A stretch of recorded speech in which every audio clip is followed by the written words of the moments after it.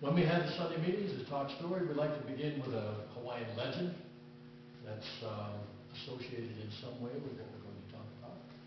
So let's start off with that. Once upon a time, a very long time ago, long before Captain Cook, way long before Captain Cook. Why, so long ago that we don't know all the details of how life was at that time, but I'm going to tell you a story. Now, this story can be found in the collection of William Westervelt, but for some reason he told it, making it sound like a European story. So I'm going to give you a more Hawaiian version tonight. So at this time, on this island, this big island that we're on right now, in the Huna district, there was a chief. And to make it simple, nobody remembers his name, so I'm going to give some names to the characters. We'll just call him, to make it simple, we'll call him Kahili. Well, Chief Kahili was a wise chief and a good chief, and he ruled most of the Huna area. And as he got older and older and older, he began, nobody knew why, to get sicker and sicker and sicker. Nobody could do anything to help him. They brought in people and gave him loamy. They brought in herbalists and gave him the best herbs. They brought in psychics that they had at that time to try and look. Finally, they called upon the most important kahuna of all time, we'll call him Kahuna Nui. And he came down, and he looked at him, he said, there's only one thing that can save the chief, and that's the Water of Kane.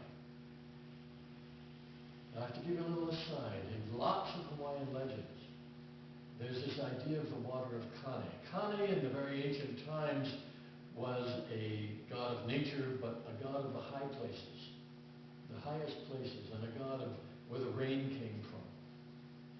And so Kane was considered to live in the tops of the mountains where the mist was and the clouds was, and somewhere up there he had his land, and that's where all the fresh water came from.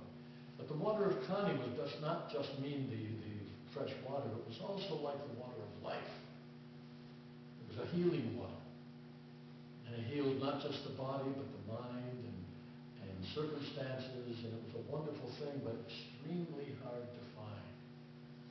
There's still some chants today that talk about where is the Water of Kane? It's a kind of a question-response chant, very long, about it's here, it's there, where is it really? Well, this Kahuna Nui said, when they said, well, how can we find the Water of Kane? Nobody knows where it is. Well, he said, that I can tell you, but I can't tell you how to get there.